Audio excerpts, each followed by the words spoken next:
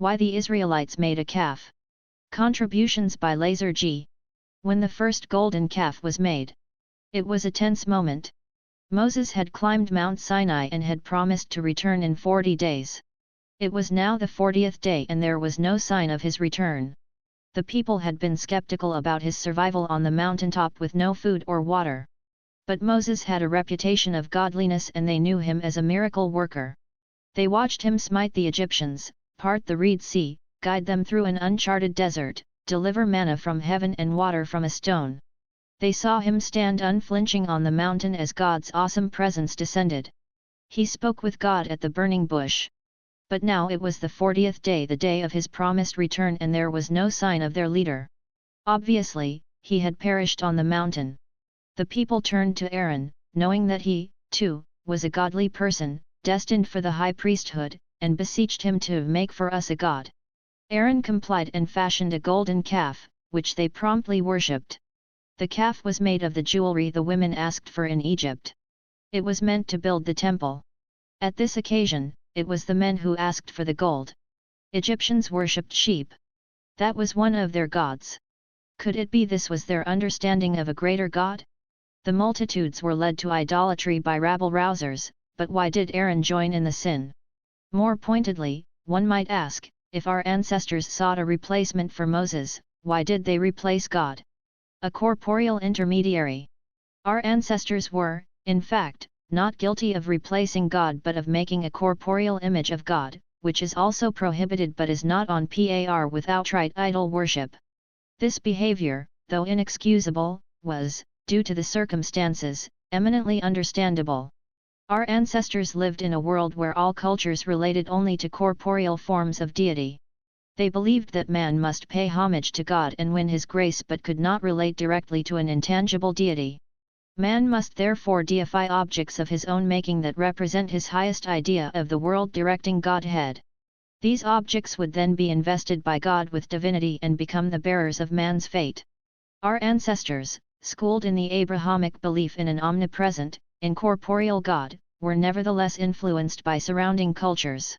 Contrary to the heathens, they did believe that man could relate to an incorporeal God, but they clung to the notion that a concrete, tangible link is required. Could it be, Moses speaking to the rock to give water was confusing? God's corporeal instruments seemingly justified this contention. In the Israelites' experience, the divine presence often dwelled in tangible, or at least visible, symbols and, indeed, artifacts. At the Red Sea it was Moses' staff, at Sinai it was a cloud of glory, in the tabernacle it would be a sacred ark and its extending cherubs. The people saw these accoutrements as deified links between an incorporeal God and a physical people. Their mistake was that while those objects had indeed been chosen by God to become a vehicle for his manifestation, they could serve as such only by as the result of the divine choice and action. Man, however, has neither the authority nor the ability to choose his own vehicle and appoint it a link to God, let alone endow it with divine properties. It is said, the level of holiness upon leaving Egypt was very high. They were headed for redemption. Did the Israelite souls exchange their light for a calf like Eve did in the Garden of Eden? After their Sinai experience, the people looked to Moses as the primary intermediary. When God uttered the commandments, the people found the experience overwhelming. They asked Moses to stand as their intermediary and transmit God's message to them. They saw Moses as endowed with deified properties and perceived in him a link to the true God, creator of heaven and earth. Again, their mistake was that they saw their intermediary, rather than God, as the initiative for revelation. For them, it was not God who had brought them out of Egypt by means of Moses, but Moses who had influenced God to redeem them.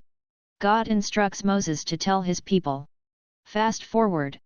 Upon his death, Moses is gathered among his people Israel. God promises Israel, he will bring them another like Moses. They had not yet absorbed the Jewish concept that man has direct access to God, but it is God, not man, who established the actions and instruments via which he can be reached. A physical object. When they thought Moses died, it appeared crucial that a replacement be found. Without one there would be no further access to God and no method of securing his grace. But this time they sought a physical object rather than a living human. Physical objects, they reasoned, can be safely preserved, they don't walk away and disappear as Moses did. Aaron's role. Aaron understood the people's mistake, but recognized that if he refused or rebuked them, they would proceed on their own, unhampered. He decided to engage them and draw out the process so as to gain a little time, certain that Moses would soon return. He first demanded that they remove their gold earrings, hoping that they would hesitate to relinquish their jewelry, but the people promptly complied. After melting down the gold, Aaron began to single-handedly design and mold a calf. Aaron then took up an engraving tool and adorned the calf with beautiful images. Upon completion of the calf, he set about building an altar for it. Insisting that only the high priest may build God's altar, he refused all help and painstakingly built it through the night, fully expecting that Moses would return in the morning. But Aaron underestimated the people's zeal. They woke early in the morning and, with Aaron still asleep, deified the calf and worshipped it. Only a handful of Jews were guilty of outright idolatry that morning by actually declaring the calf to be the God of Israel. Most were only guilty of deifying a physical object in their quest for a link to God. As soon as Moses returned, their need for the calf was obviated and they did not rebel when Moses destroyed it. The Tabernacle. Following the golden calf fiasco, the tabernacle, Mishkan, was erected at the center of the Israelite camp to house the divine presence. In God's words to Moses, "They shall make for me a sanctuary, and I shall dwell amidst them." The tabernacle succeeded where the calf failed because, in the tabernacle, physical objects become sacred only when they were so designated by God. Unlike the calf, the tabernacle was chosen at God's behest and therefore became sacred. Indeed, the tabernacle was considered an atonement for and rectification of the sin of the golden calf. Although this generation died in the wilderness, what their eyes had desired and had seen was generational. The sin of the golden calf is repeated by 2 calves and Israel did not question it. King Jeroboam is in direct competition with Rehoboam the king of Judah. As said earlier, Moses had all the physical instruments for survival in the desert. With he gone they worried about manna and water. Israelites' affinity for gold and precious metals comes by the exchange of her soul by gazing at them. In every clarity is a human soul, and the longest awaited redemption.